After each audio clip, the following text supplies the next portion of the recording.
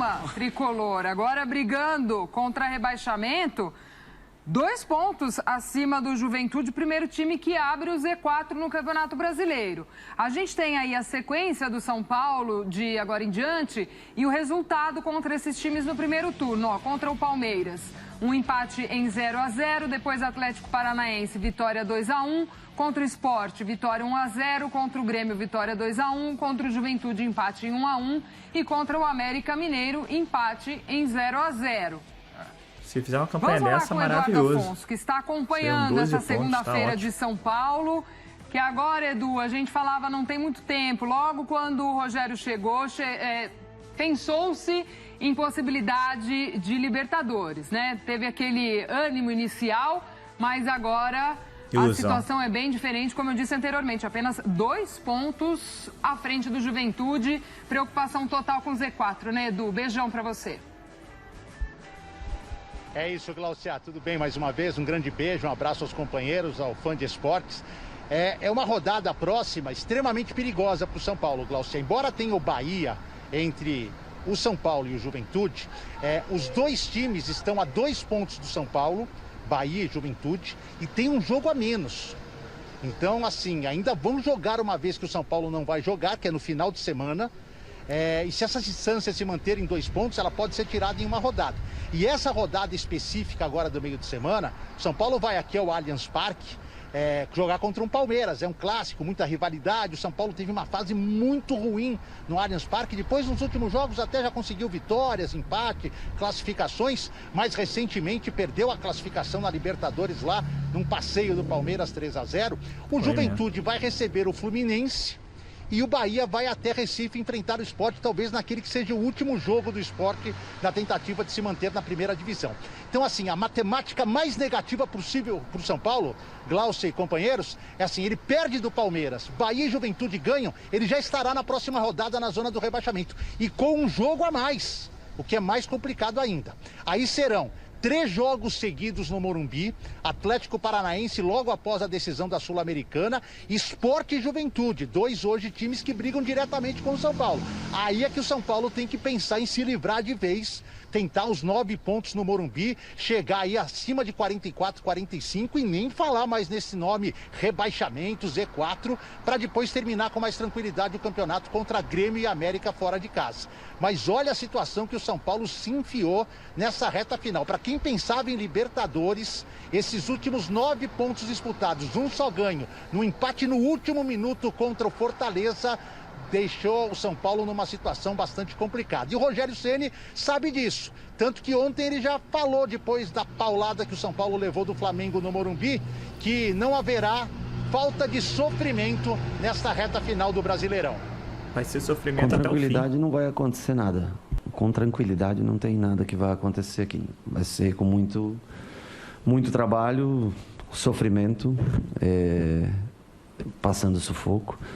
Mas nós vamos ter que, de uma maneira ou outra, fazer com que esse time vença um jogo o mais rápido possível. Uma vitória nos ajudaria muito nesse momento. E temos confrontos diretos também com essas equipes. Vamos ter que jogar um campeonato à parte. Infelizmente não era isso que o torcedor São Paulino queria, não era isso que a gente queria ver. Mas é o que nós temos no momento e temos que enfrentar de cabeça erguida essa situação difícil. Outro ponto da entrevista coletiva que me chamou muito a atenção, Glaucia, que depois o Renato vai ter toda a condição aí de analisar, é que o Rogério Ceni detectou, mesmo tendo no grupo Volpi, Miranda, Éder, deixa eu ver se eu não estou esquecendo ninguém aqui, Reinaldo, dos mais experientes aí, o Rogério Ceni detectou algo que ele era muito presente como jogador. Ele era um líder dentro de campo, um cara que falava o tempo todo, que comandava as ações do São Paulo, mesmo no gol, muito distante de alguns companheiros, ele estava sempre ali sendo uma espécie de técnico dentro de campo, né? Não à toa virou técnico mesmo.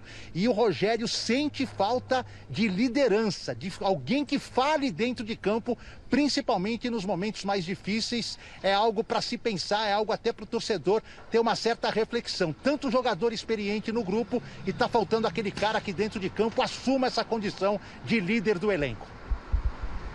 Não, é um time mais calado. É um time de jogadores, alguns jovens, que são calados, outros mais velhos, mas que não têm como característica, né? Jogadores, né, eloquentes de falar o tempo todo.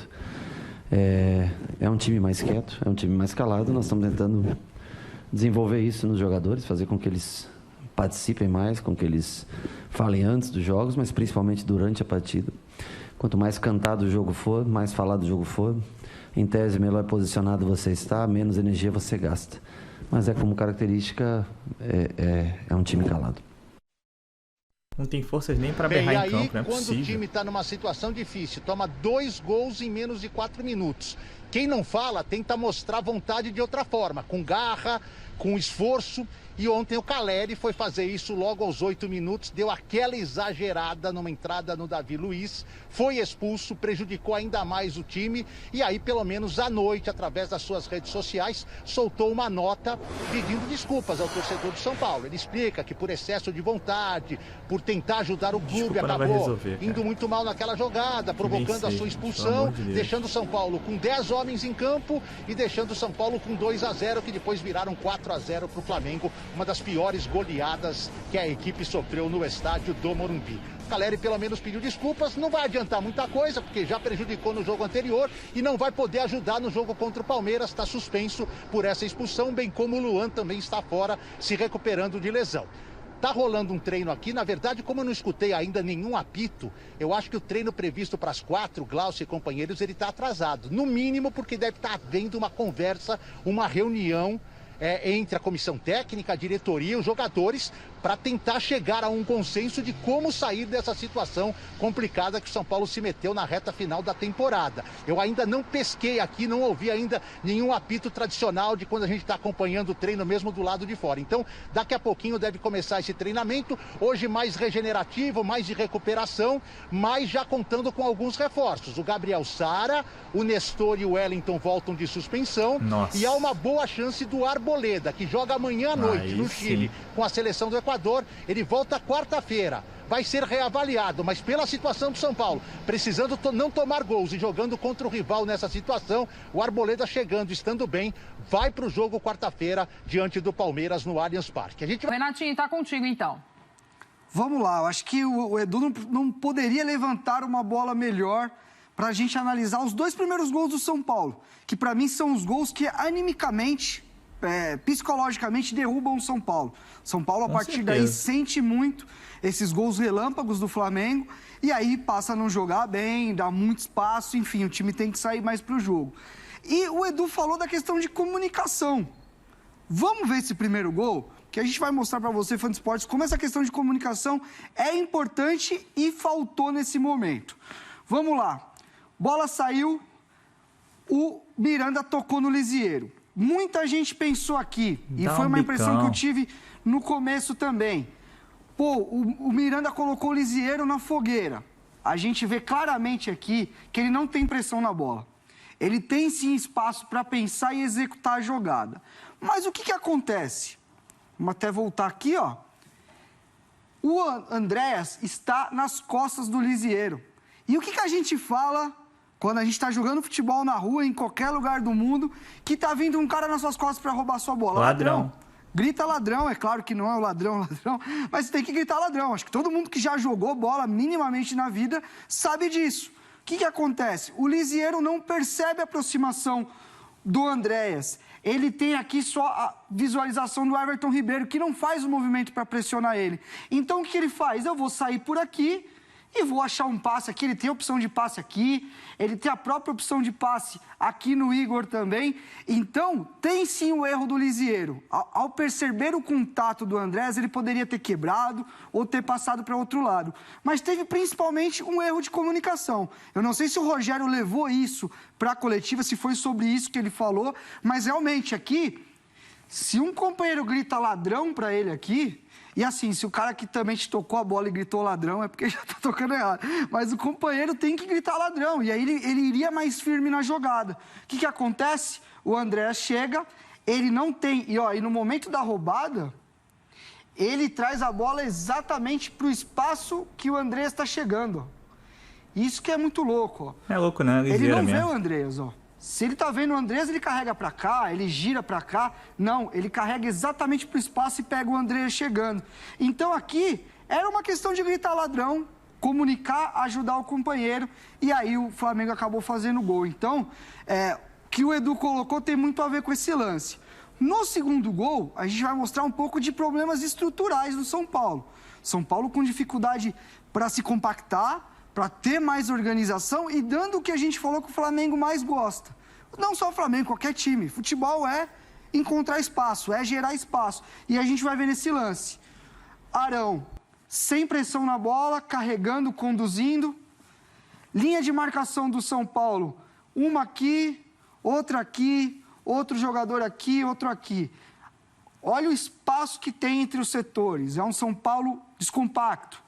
O que vai acontecer? O Arão vai fazer o passe, ó. E aí o passe... Quando a gente fala passe entre linhas, passe que quebra a linha de marcação, esse lance é muito legal para o Fã de Esportes pegar. É o passe que quebra a linha de marcação. Esse passe vai passar e a partir do momento que a bola passa por aqui, esses jogadores não estão mais no jogo. Eles estão eliminados, eles não podem fazer nada porque eles estão à frente da linha da bola. E aí o que acontece? O Flamengo recebe e aí... Quando a gente vê linha defensiva correndo para trás, é porque o time está desorganizado. E aí vai acelerar o jogo. Michael, como a gente já elogiou, vai achar muito bem. E olha como o São Paulo chega na área, mesmo em superioridade numérica, a questão da desorganização, do time não estar mais compacto e receber essa bola entre linhas. Então, acho que bem legal a gente mostrar as duas coisas, principalmente a questão da comunicação que o Edu tinha levantado. Escreveu em suas redes sociais, Júlio Casares, o sentimento é de tristeza. Todos sabem os desafios que enfrentamos. Por isso, o meu foco está em recuperar a instituição. O empenho estará no nosso futebol. Sabemos que unidos temos de trabalhar e muito para retomarmos o caminho em que o nosso querido tricolor tem de estar. Edu macro, a perspectiva futura, questão de diretoria, tem gente balançando, não tem aí, Edu? Olha só, o que eu sinto, não é nenhuma questão de informação, mas um sentido, Felipe. Obviamente essa campanha, as consequências de uma campanha como essa, elas não passam assim batidas. Pode nesse momento não ter nenhuma mudança, pode nesse momento, para não tumultuar ainda mais, não ter nenhum corte, mas isso tem consequência no futuro próximo. E quando eu digo futuro próximo é na virada da temporada. Não creio que sobre para o Rogério Ceni, a não ser que aconteça o desastre maior. O Rogério acabou de chegar, então vai ter tempo aí de fazer uma pré-temporada, talvez cheguem jogadores que não vão custar tanto, porque sem Libertadores o orçamento do São Paulo fica muito comprometido, mas cheguem jogadores, por exemplo, com características que ele gosta, de velocidade, chegue um cara para falar em campo, para ser um líder em campo, algo que ele está procurando no elenco, enfim, mas pode sobrar aí para a direção de futebol, o Júlio Casares pode fazer mudanças, o CT está passando por uma pequena reforma que vai ser maior agora com a chegada do final do ano, no seu refis, então vai haver uma transformação, não sei se isso vai incluir pessoal também, que trabalha internamente no São Paulo, mas não é uma campanha que passa sem consequências, Felipe, até porque esse ano, embora por 2 temporadas diferentes, o São Paulo coleciona 2 das suas piores derrotas no Morumbi. Todos lembram do 5-1 do Internacional, ainda com o Diniz de técnico, válido pelo Brasileiro do ano passado. Este ano foi o jogo, a maior derrota do São Paulo na história no seu estádio, e ontem, por 1 gol, não passou a ser a maior derrota do São Paulo no seu estádio. Então, a gente vai ter alguma coisa, vai ter que acontecer alguma coisa com o elenco, alguns jogadores vão sair, isso já é óbvio, o Rojas está negociando a sua rescisão antes mesmo do final do ano, outros não devem ficar porque chegaram por empréstimos, não há haver dinheiro para isso, enfim, tem toda uma circunstância que envolve muito a não ida do São Paulo para a Libertadores. As rendas e a grana que vem da Conmebol nas várias fases de Libertadores seriam fundamentais para uma ajuda na recuperação financeira do São Paulo. Sem isso, a gente vai ter que esperar um ano de 2022, digamos assim, mais magrinho nas contratações, nas disputas e em tudo mais, Felipe. E aí, pessoal, ainda tô de cabeça quente depois do jogo de ontem, mas temos que acompanhar as notícias do nosso São Paulo, porque quarta-feira já tem o Palmeiras e o São Paulo vai pegar o Palmeiras aí, o Palmeiras com desfalques importantes. Felipe Melo e Dudu tomaram 3º cartão amarelo e o Dudu um vermelho estão fora da partida. Daverson também está fora. E Gustavo Gomes e o Piquerez vão servir as seleções respectivas Uruguai e Paraguai e jogarão à noite. Então não se sabe ainda se jogarão na quarta-feira. Não sei se o Palmeiras vai arriscar não. apesar que a pressão aí da nossa torcida rival é grande, para quem tem com força máxima, até porque eles querem ver a gente lá embaixo, né? Óbvio. Agora, com relação às notícias de hoje, ao que parece houve uma reunião do Casares, Rogério Ceni com o elenco. Acho que é só para aparecer mesmo, o vídeo que o nosso presidente blogueirinho, quando a coisa tá ruim, só aparece via redes sociais, não vem e se posiciona. Então eu não tenho grandes expectativas com relação a essa gestão, não. Só torço para que esses jogadores façam o mínimo e não deixem a instituição São Paulo Futebol Clube cair para a Série B.